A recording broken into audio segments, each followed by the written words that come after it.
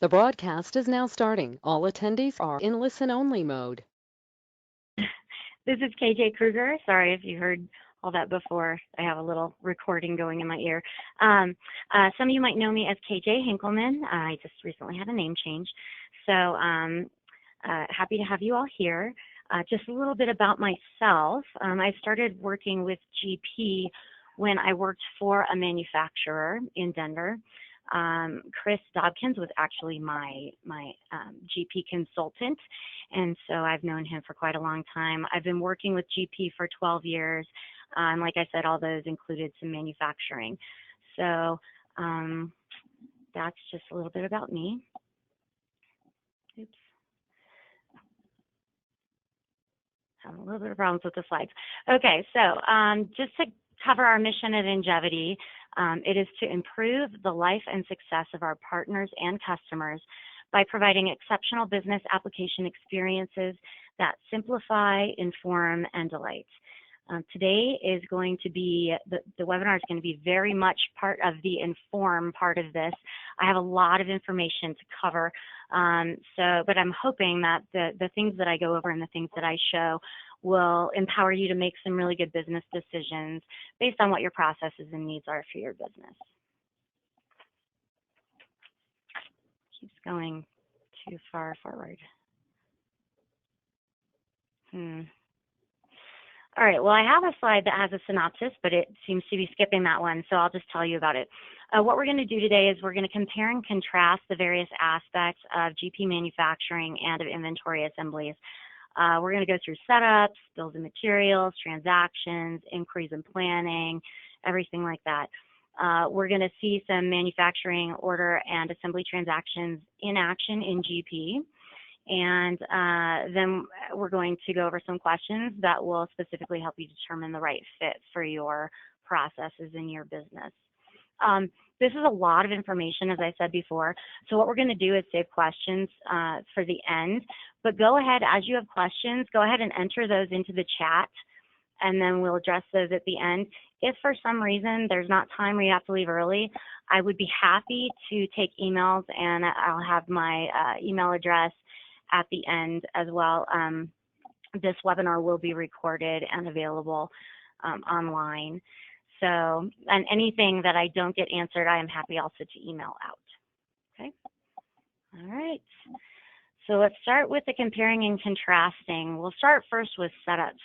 You can see that GP manufacturing is a lot more heavy with the setups than inventory assemblies. And a lot of that has to do with the fact that it's so robust. With GP manufacturing, you can record, you have routings, and you can record the times and the machines and the work centers that are involved with those. And routings are actually required to go with each bill of materials. Even if you weren't planning on using them, you do have to set them up.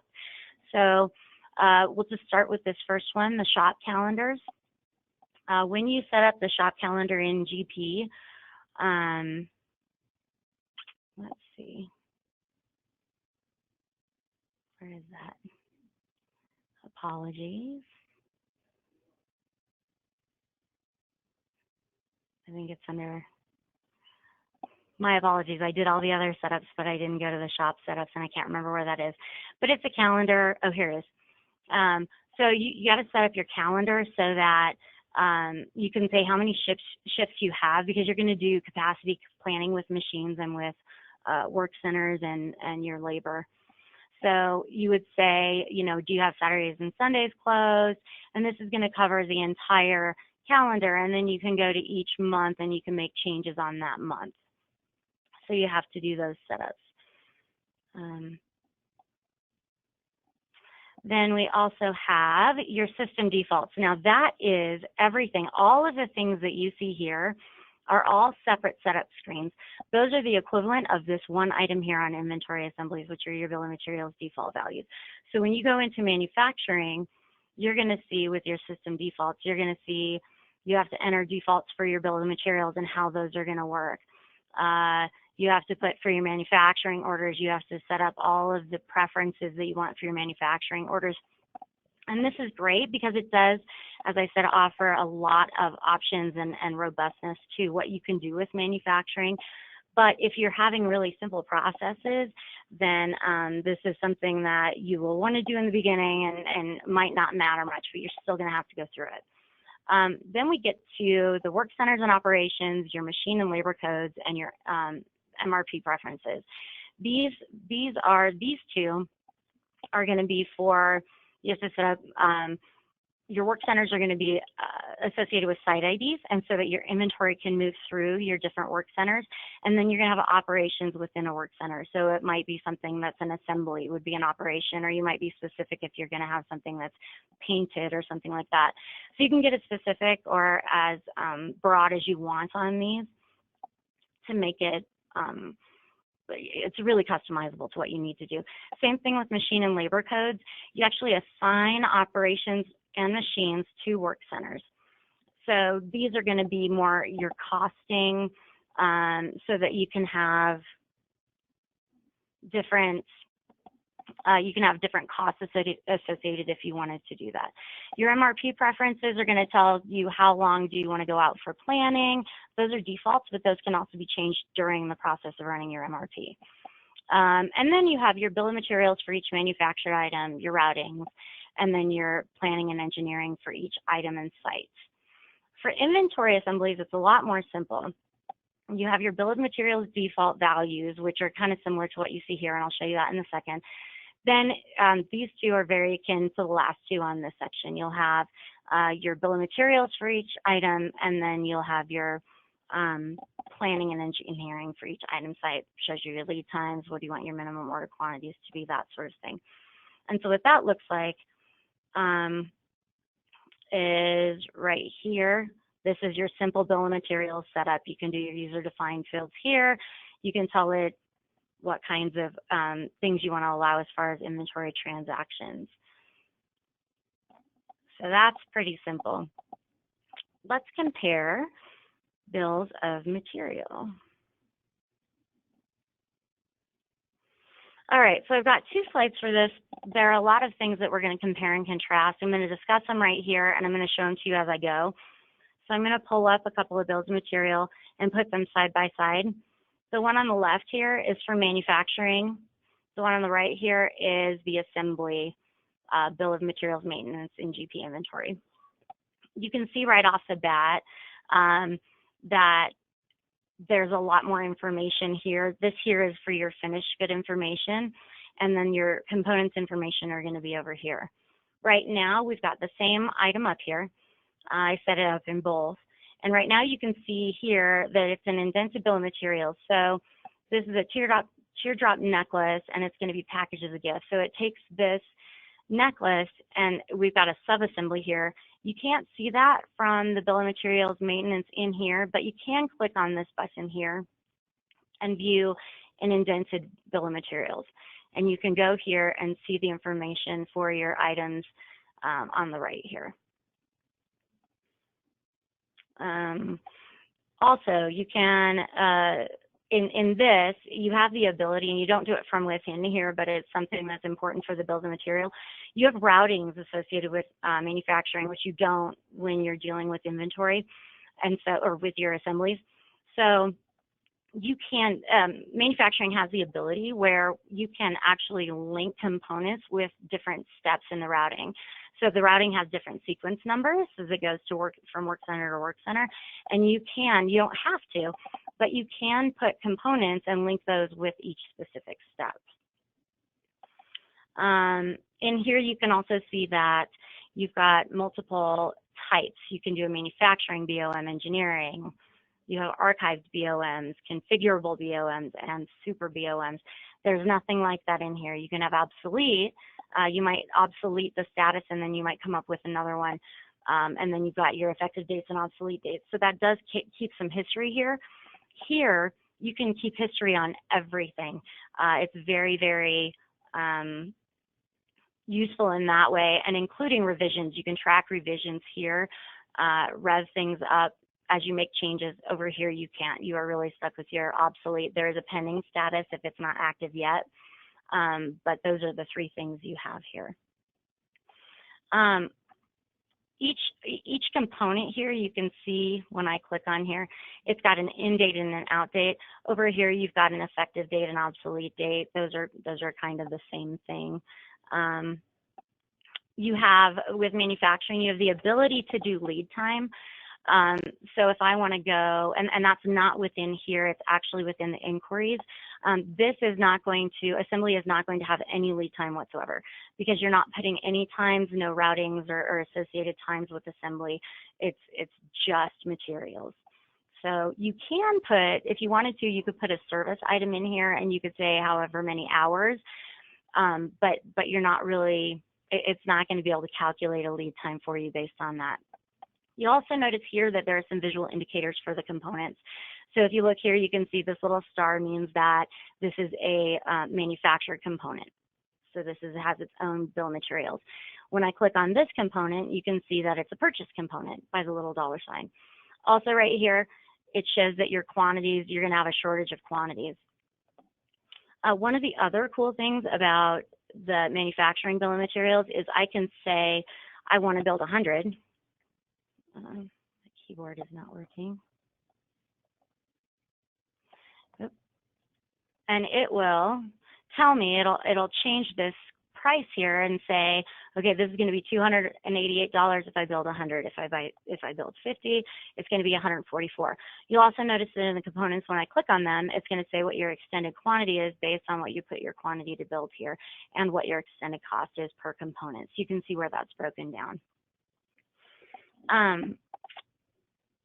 Also, they both have the ability to do BOM copies. And I'm going to, by the way, I'm going to get you the slide deck at the end. I'll email it out to everybody that's here so that you can, I'm going to go through these, but you'll have a list. You'll have the list of things that I go through. Here you can see you can copy a BOM. So I can copy it to a new bill number, which is an item number, right? Here, you don't do it from this screen. You actually do it from a utilities screen, or sorry, a transaction screen. And you have your source BOM up here, and again, you can have all different kinds of BOMs for the same item. So you pick what type you want, and then you can select which components you want to copy down. So again, that's just a little bit more robust with its options. All right, so the other thing to remember with Assembly is you cannot say, let's say I have something in grams and milligrams. I can't split it out in here. My quantities have to be in my base unit of measure. So if my base unit of measure is milligrams, I can't put grams in here. It's just, I can't edit this. I can't click on it. Over here, I can change my unit of measure. So I can go in here and edit that. I can put anything in milligrams, grams, whatever. It just makes it a lot easier when you're putting these together. Another thing that manufacturing has is that you can do a mass update with BOMs. That's in the utilities. It's pretty cool. You can do, so let's say you have a lot of bills of materials and you're changing a component item. You can actually update or replace that item. You can say what your updated replaced item is and then what your replacement is. And then down here, you can select, it'll list all the parents, and you can select everything that you want to update, and it'll do a mass update of BOMs. The assembly process, or the assembly in inventory, does not have that ability. And last but not least, you'll see that you have floor stock options here. If you click something as a floor stock, so I can say that this component is going to be floor stock, what will end up happening with that is the value of the item, instead of going into WIP and getting consumed into the cost of the finished good, it's actually going to go into an expense account once that receipt is posted for that finished good. So that is one option that you do have here that you don't have in the assemblies. Okay, so let's talk about transactions. Okay, so this is a basic flow chart of what transactions look like. And again, you'll see GP manufacturing has more complexity in it, or has the ability to have more complexity. And I'll show you in a minute. You can really simplify this if you want to keep some of those planning options that GP manufacturing has. You can make this simpler. So here, you're going to create your manufacturing order, and it's got several different statuses. But once you're ready to release it, you can release it, and we're gonna actually do a transaction. I just want to walk through this. This means it's released to the floor, and you can start doing component transactions. In this, your component transactions are separate, or they can be separate if you're not backflushing. So you can do an allocation while and not issue it. So that's just going to show in GP that they're unavailable. Then you can skip that if you want. You can also just do an issue. This is going to take the component out of inventory. So it actually uses the inventory module, and it's going to say, I'm decreasing my inventory quantity, and the cost, the offsetting account for that is going to be your WIP account. And the WIP account is according to your finished goods. So if you have different finished goods account segments, that you can, whatever you're building, whatever your finished good is, that's what your WIP account is going to be associated with. Then you can go to data collection entry. This is also optional. This is where you can say, this routing sequence is complete. This is how long it took me. This is how many were rejected or how many were accepted. And then you can also click that and say it's done. This gives the ability of doing a bunch of data analysis, but then it also gives the ability to see where in the process. They have inquiry screens where you can see where in the process this manufacturing order is. Once everything's done, and you don't have to have it fully complete, you can do a partial receipt. So you go in and you do an MO receipt entry. This is what's going to bring your finished goods into stock. It's going to take those WIP costs that have been brought in, both by your data collection entry when it brought in machine costs and things like that, machine and labor, and then also your component costs. Those all go into WIP. So your MO receipt entry is going to pull all those into your finished goods. And then after that, it stays available. It'll show a status of complete or partially received. And the cool thing about GP manufacturing that inventory assemblies don't have is that you can go back in and you can reverse. So let's say I did a receipt entry and then it comes back and I find out that we didn't have as many as we thought that were accepted. I can go in and I can reverse this entire transaction. In addition to that, I can also reverse component issue transactions. So if I went back, let's say I hadn't gotten all the way to the end, or even if I did, I could reverse this, go back, I can reverse this and then issue different lot numbers if I find out there were different lot numbers or whatever. So it's really easy to do that, and I'll show you that as well. Once you are finished with it, you know you're not going to need to do any reversals and you're all good, then you can close the MO, and then that means you can't do any of the reverses or anything like that. You're done. All right. On the contrary, inventory assemblies, they're real simple. It's great. You have an assembly transaction. You deal with one screen, one transaction screen. You create your assembly transaction. It pulls in the information from your bill of materials. If you set it to not released, then all it does is it calculates the quantities that you're going to need. But it does not look and see what you have in stock, and it does not allocate.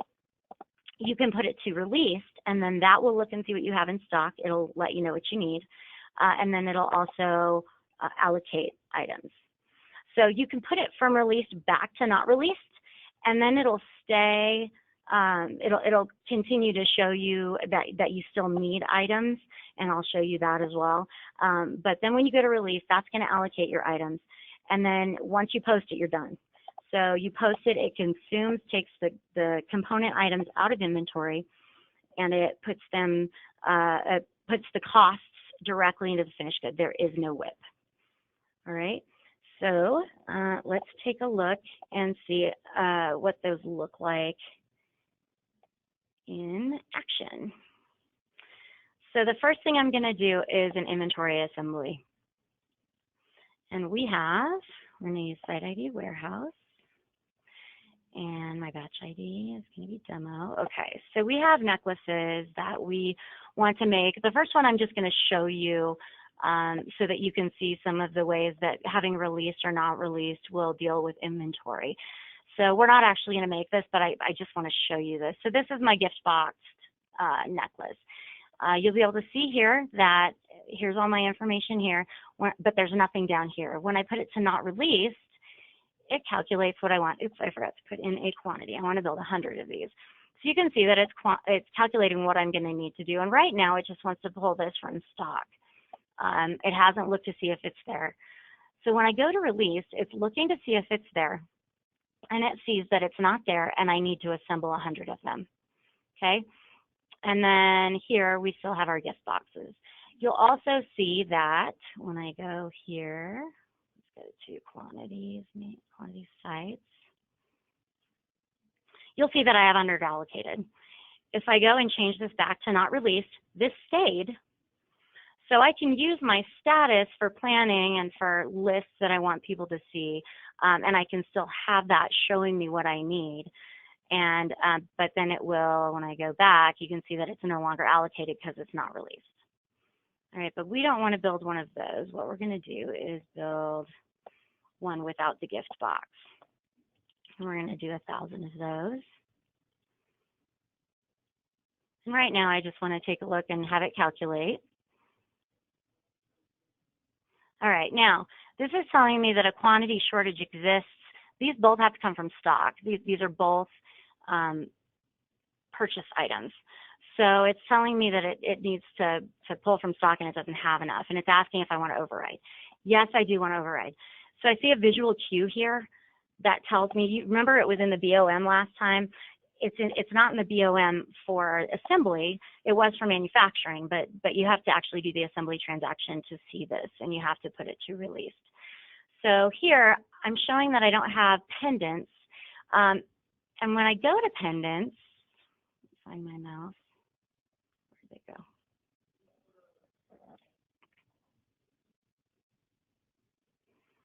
Okay, when I go to do pendants,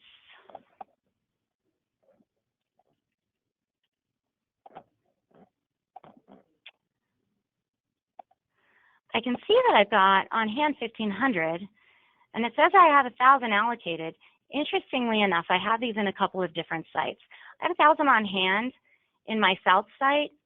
In my warehouse site, I only have 500 on hand. It's allocated 1,000. So I did allow it to drive that beyond what I have.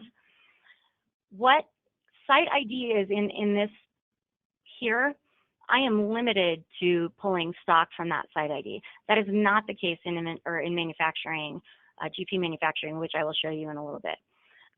So right now, I'm going to go ahead and just pull the shortage. Let's see, I'm going to do a transfer over.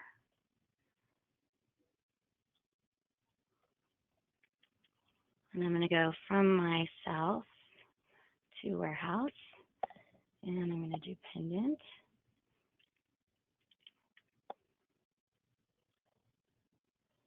Okay. Okay, so now if I go back, I'm going to see that my problem is solved because it can now pull those from the warehouse. All right, so now I've got all these quantities allocated as you saw in the quantities screen. All I need to do is post. I don't have any serial lot numbers. There's a visual indicator here, and we'll see that in a little bit, of serial lot numbers. And so I don't need to do any linking of that. So I can just post it once I'm finished. I can leave this and save it. And then if I want, I can post it as a batch. I can remove the batch ID, and I can just post it here. That's going to bring my component quantities out, and I brought my quantities for finished goods in.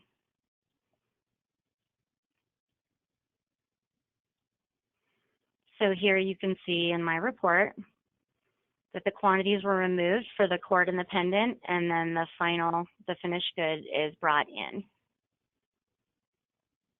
Okay. And here is the accounting. All right, by contrast, when we do a manufacturing order, we're going to do a manufacturing order for the same thing. And I'm going to do the more complex one, and then I'll show you a simplified way to do this. So we're going to build the same thing. We're going to build a necklace. And right now I'm going to leave this at quote estimate. I don't want to show it as released. These are all the statuses that I can do. I've got open, which means I've got this planned, but it hasn't been released to the floor. I've got released, hold, canceled. These are all pretty explanatory, the rest of them. When I release it to the floor, that's when I'm allowed to do issue components and things like that. When I'm in open status, it won't let me issue them. It will let me work with the pick list and change pick lists if I need to, but otherwise it won't. And then these also have some planning associated with them. You can tell the MRP whether or not you want to plan for certain quantities with certain statuses. All right, so we're going to do forward infinite, which means I've got infinite capacity and we're going to plan forward. I'm going to give it the start date. So I'm going to make 1,000 here. And I want my start date to be today. Okay, and I'm going to click schedule. And it's also going to build my pick list. So what it did is it figured out, based on my routings that I put in, what is my due date or what is my return date going to be. And that's based on having an 8-hour shift once a day, all those calendar settings that I had. And then I also have router sequence settings that I set up, and it takes all of the times that I put in, the labor codes, that sort of thing. Okay, so I've got this. Now what I want to do is I want to go to my pick list. And it pulls up the pick list. These are the only 2 items that I need in it. You can see, again, I've got visual indicators here. These are telling me that I don't have enough in stock. These are telling me that I haven't allocated anything toward it yet, so we're still meeting those. All right, and I can add from here. I can add components, remove components. This pick list was pulled from the bill of materials, but now it's only associated with manufacturing orders, so it's its own unique thing. In Assemblies, you can't do that. In Assemblies, it is not going to allow you to add a component to your, it's going to pull from the bill of materials and it's just going to stay in that transaction. You cannot add a component. There is an option to set up substitute components. So if I had a substitute for the pennant but I didn't have enough in stock, then it would allow me to whatever is specified as a substitute item for that in the inventory options, then I can substitute that. But otherwise, I can't make any changes. I can't add anything. So here I'm pretty open with what I can do for it. The other thing here is that I'm not limited to where my finished good is going to get received in, where I'm issuing from. I can specify here where I want to issue from. So I can issue from south. I've got 500. So I could issue 500 from here. I can add another line item to issue 500 from warehouse.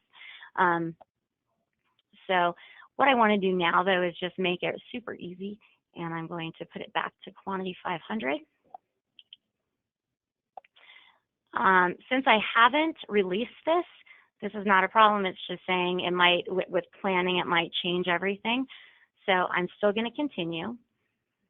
So now I have to go back and rebuild my pick list. That's what that just told me. So I want to end up with 500. It's going to tell me the same error. So now I'm going to schedule it. And that also rebuilt my pick list, but I'm picky, so I click on it anyway. Now when I go to my pick list, you'll see that my quantities have changed, and I know I have 500 in south, so I'm going to say I have 500 in south, and I don't have to worry about this. Okay? Okay. So I have an inventory transaction set up. I want to bring in the inventory so that it's there for me to do my assembly. So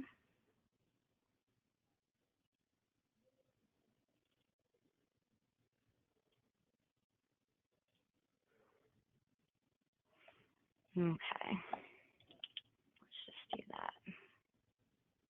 Oops, I do that all the time.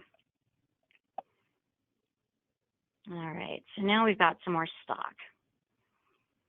So now when I go back to my manufacturing order, and I like to start here and use the go-to simply because it brings up, I don't have to do any entry here when I pull up this window.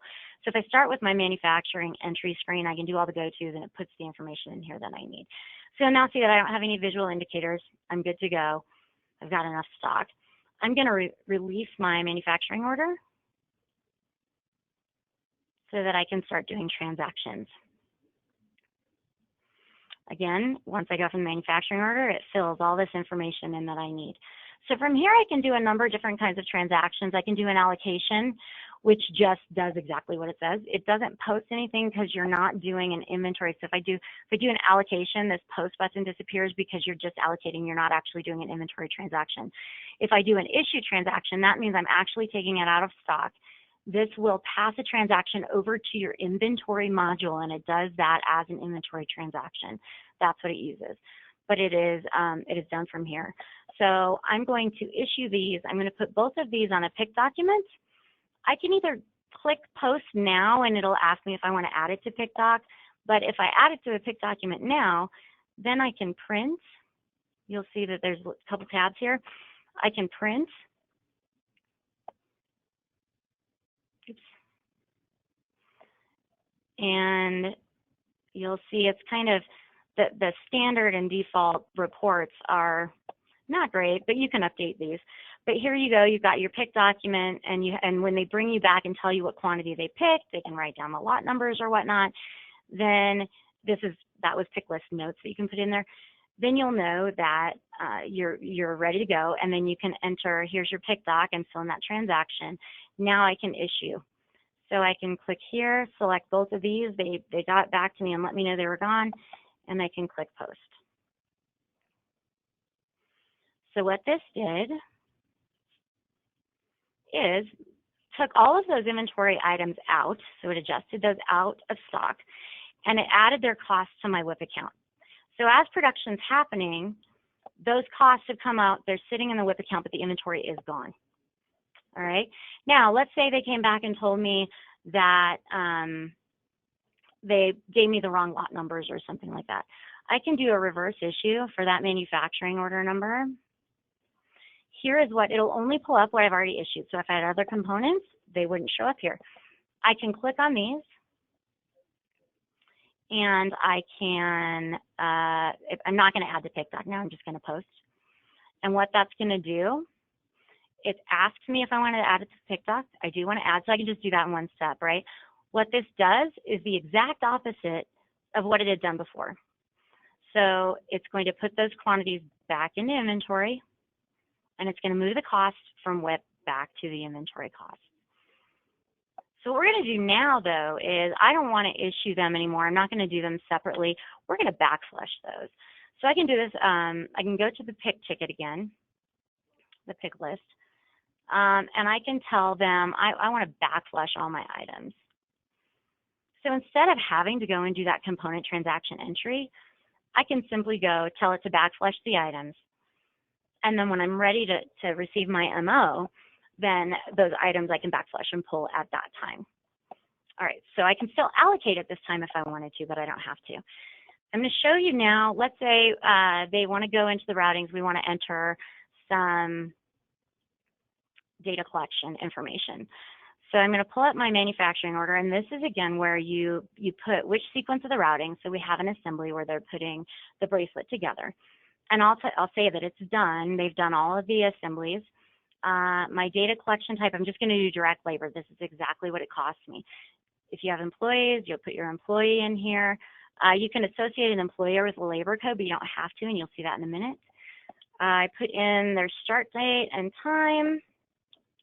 Let's see, they started at 8, and they finished at 3 o'clock, and they completed 500 pieces and none rejected. So from here, I'm going to save. See, it said that the employee and the pay code haven't been assigned, but that's okay. It's just going to use a standard rate, and that's done.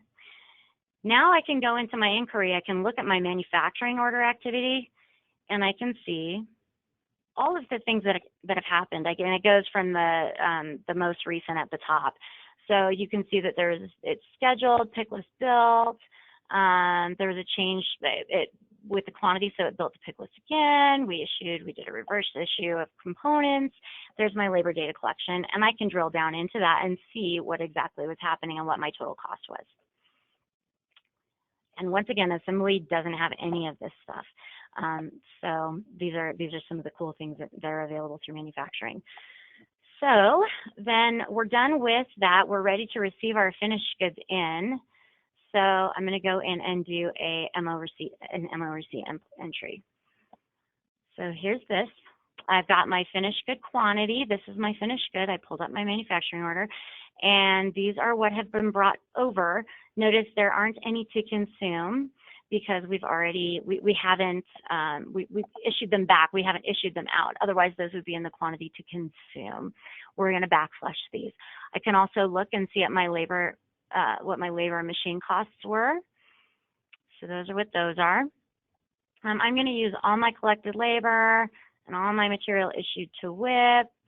Oh, no, I'm not, because I'm backflushing. Okay, So from here, I'm going to post. What this is going to do is it's going to backslash or take those component quantities out, and it still puts the cost to WIP. So what you'll see is you're going to see 3 reports that come up.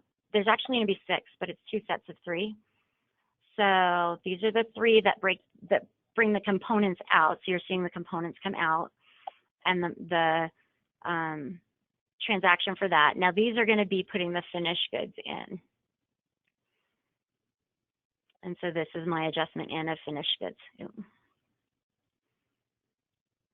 Okay. So if I wanted to, if I found out that it was incorrect, I could come in here and reverse that. Anything that's been received, I can go and look for my receipt number, and I can reverse that out very easily. But we don't need to do that for now. Okay, so I've shown you the more complex way to do those. There's also in manufacturing, there's a quick MO. So in your assembly entry, you'll remember we had statuses. It was all the same screen. We had not released, we had released, and then we posted, right? So this is kind of similar to assembly in that once you'll close it you'll do everything from within this screen. You don't have to. You can go to the pick list screen and all of that, but from here you should be able to do everything. It's called Quick MO. And if I put in my, actually I'm going to do a bracelet this time. And I'm going to build 1,000 of them. So once I have everything in here that I want, I'm going to build my pick list and save. And it's good to go. It calculates what I need. I can look and see what's available. I can change my site ID here. Right now it says it's going to backflush. And the reason, well, that actually it always backflushes on quick MOs because you're not doing any assembly entries or anything. So I have this done, it's ready to go. When I'm ready and it's finished, I can just click on Close MO. First of all, I'll note here you can add a component in here. That's something it has above the assembly entry. You can change your site ID and you can add your component. All right, so when I close my MO, it's going to do all of those things that it did before. I'm going to select my lot quantities. I need 1,000 of those, and I'm done.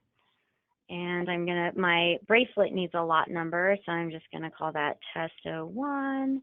And there's 1,000. I'm going to insert that. Okay. All right, so I have a setting in my manufacturing setups that forces me to link items. What linking items does is it allows you to do backward traceability. So I can look and say, which customers did we send this component to? If there's something that went wrong with a component within Assemblies, you can figure that out. So I am forcing in manufacturing setups for these to be linked. So in order to do that, hang on, I did my lot number. In here, I usually link them from the other one. So I'm not going to link them here because I haven't done them from the quick MOs. But you can link your lot numbers, and oh, it was in that lot number choice window. So let's see. So it's gonna make me do it again. That's what it is. Insert. Okay, and then when I put this in, insert, I click link components. And here it's really easy. I just want to link all of them. I click there. Now they're linked and I'll have backward traceability. Okay, so now it's closing. You're going to see the same 2 sets of 3 because it's doing all those same transactions that I did when I backflushed before. So it's still pulling into WIP, but it's going directly back into the finished good. That way you still have all your labor costs and everything. Okay, so you can still link and have backward traceability within your assembly entry. What you can't do is you can't force it. So when I go in here, if I were to build a bracelet, okay,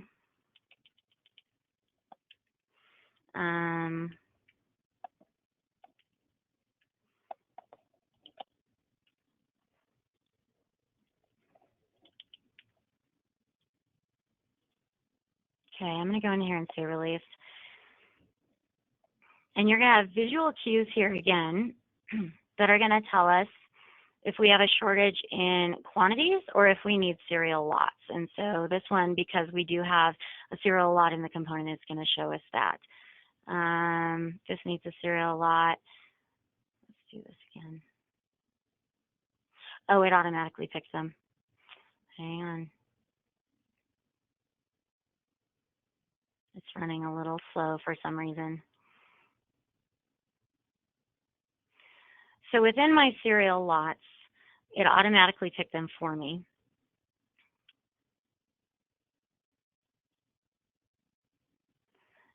But I can go in here, when I click on the component, I can go in here and see what they picked. Notice it picked like one at a time, and I've got 1,000 here, and that's one of the reasons it's taking so long. I can remove all of these, and then I can go up here and just do quantity selected 1,000. And the reason you want to do that is in the linking process, which is a little bit different and not as easy.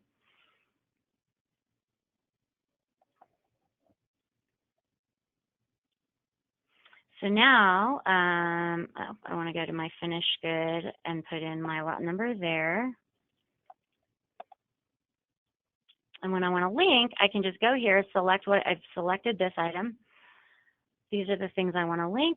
It's finished. That's done. If I had several items, several components with lot numbers, I'd have to go to each one. So when I post this, it's going to have all those links, and I'm going to have backwards traceability. All right, real quick, we're going to show some, I'm going to look at inquiry and planning. So for GP manufacturing, you have a lot of inquiries. I already showed you one where you could see the activity. I'm going to go through some of each of these, examples of each of these.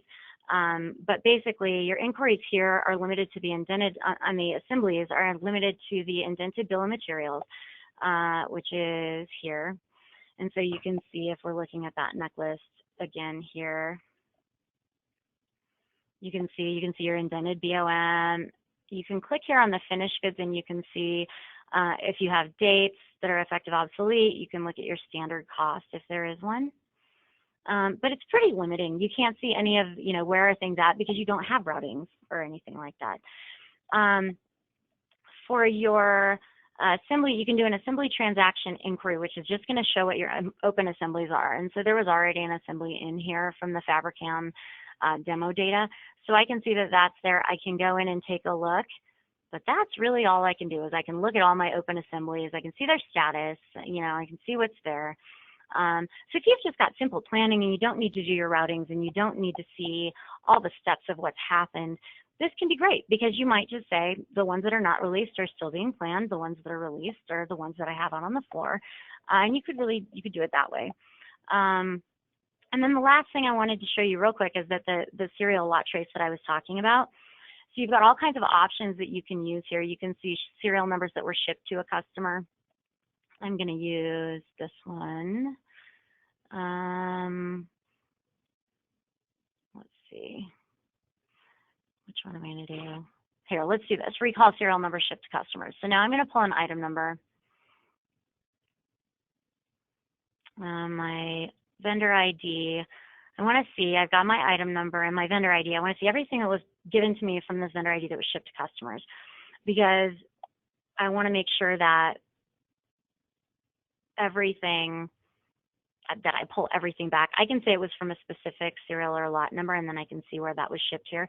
You have a lot of options, and you've got lot numbers and serial numbers. So they are separate the way they're tracked in here, but this is the kind of thing that linking does. And in manufacturing, you can force it. In assembly, you can't force that. Okay, so let's go through some of the inquiry screens for manufacturing. Again, I showed you some of the manufacturing orders. I showed you MO activity. You can also look and see what your order variances are. This is a great screen. So if I have a manufacturing order that was done, I can see if there were any variances in production. I can look at standard cost variances. I've got all of these options, and you see there's a bunch of drop downs here. So there's just a lot that you can see here. I know we're getting to the end of time, so I'm going to kind of get through this quickly. The other thing is you can look at an MO summary where you can see what was in there, how many were produced. So this is just kind of an MO summary of the components and the finished goods. Some of the cool things in here is you can see a transaction log for your direct costs. So I could see what happened today if I wanted to. Let's see. For my manufacturing order, you can see what was there. MRP, this is my favorite. You've got pegging inquiries. Now, I'm going to show you this from And actually, it's going to look kind of small. For some reason, the demo data didn't pull this in. But in here, this is Fabricam stuff. And if I want to look at, let's say I want to see everything that's required for my chairs. I see when I hit refresh, I can see all my manufacturing orders where my requirements are for my chairs. If I double click here, I can see the sources of demand. I can see what is driving the demand for this particular order. And I can see what this manufacturing order is generating need for. So these are all my components that are demanded because of this. The other cool one under here is your projected available balance inquiries. And this one, let's see if this one has anything. Oops.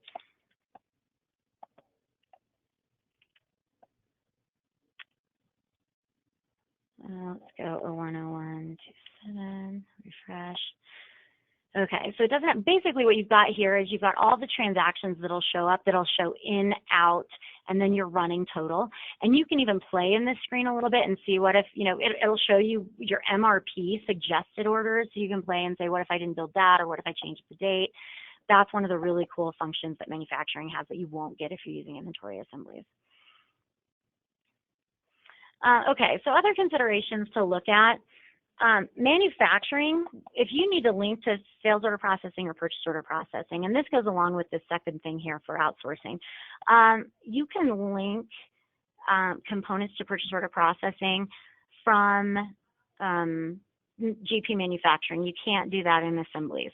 So when you're doing, you can actually create outsourced orders. If you have a routing set that's an outsourced labor or whatever it is, you can actually create a PO from GP manufacturing. It'll be linked to that. It'll print out a picking list for you and everything. So it's got some really neat options for outsourcing. If you're not doing a lot of outsourcing, then that's not probably something that would really matter. You can also link to sales order processing. When somebody's entering a sales order, you can tell them, you can have it as an option for them to say, yeah, I need a manufacturing order for this, so you can build the order. The other thing that you can do too, your super BOMs can be like, I have all these options for, let's say you're buying a car and you have all the different options for it. You've got color, you've got the different coats, you've got, GPS, all of that kind of thing.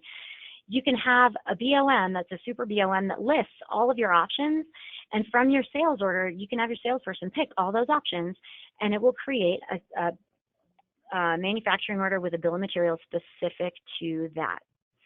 And then last, but definitely not least, is multiple outputs. When we did an assembly transaction, there was no option to do a partial. You post that transaction and you're done.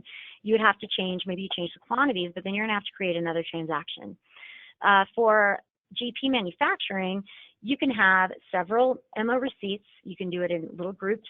If you've got 100 that you're building on this manufacturing order, you can receive 25, 25, 30, all of that. And then you also have the ability to have byproducts, which I didn't put in here.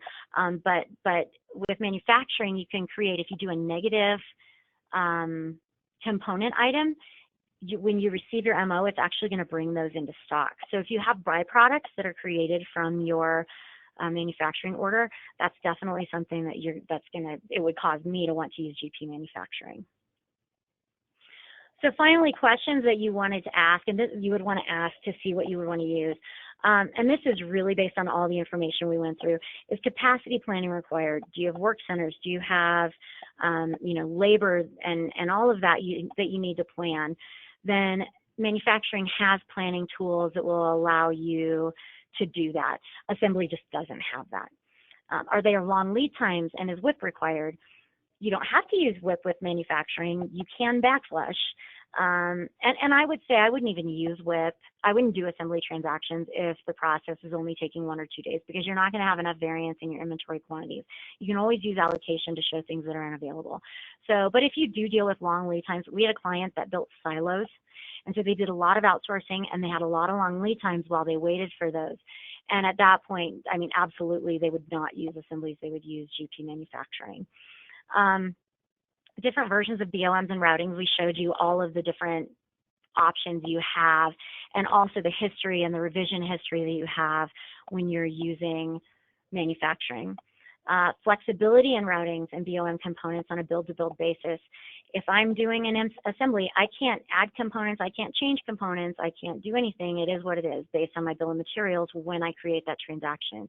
Versus manufacturing, I can go into the pick list and I can make changes because it's just based on that and related to that individual manufacturing order.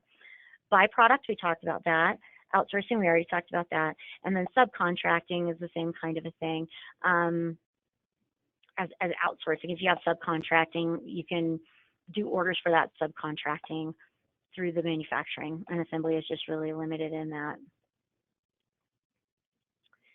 So for some reason, it's saying that's the end of my slideshow, but it's not. So I'm gonna, I don't know if I can make this full screen.